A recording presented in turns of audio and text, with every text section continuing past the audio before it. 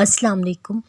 وہ دعائیں ہی در حقیقت تمہارے لیے موت سے اتارتی ہیں جو بظاہر تمہیں پوری ہوتی نظر نہیں آتی۔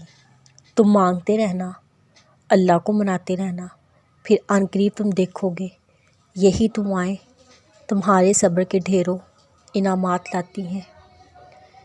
تمہاری چاہت تم تک پہنچانے کے لیے اللہ وسیلے بنا رہا ہے۔ تم کیوں پریشان ہوتے ہو؟ وہ تو بس اپنی محبت آزما رہا ہے۔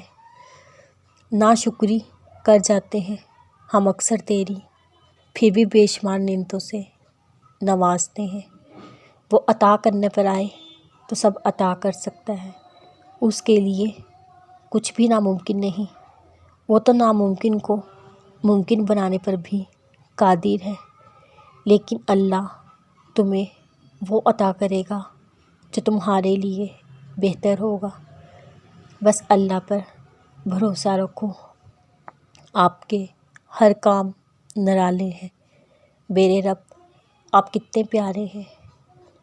بالکل ویسے ہی وہ دعاؤں کی جانب بھی تمہاری رہنمائی کرتا ہے کہ یہ ذریعہ ہے تم تک وہ سب لانے کا جو مقدر میں نہیں۔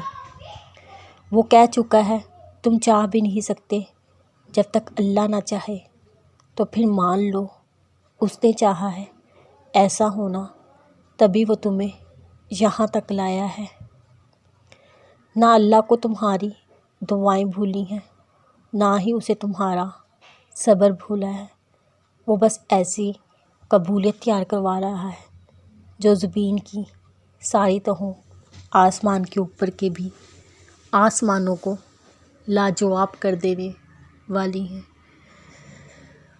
اللہ تعالیٰ اس دل کو کبھی مایوس نہیں کرتا جو دل ٹوٹنے کے بعد بھی اللہ تعالیٰ کی رضا میں راضی رہتا ہے، صبر کے ساتھ ان کا انتظار کرتا ہے۔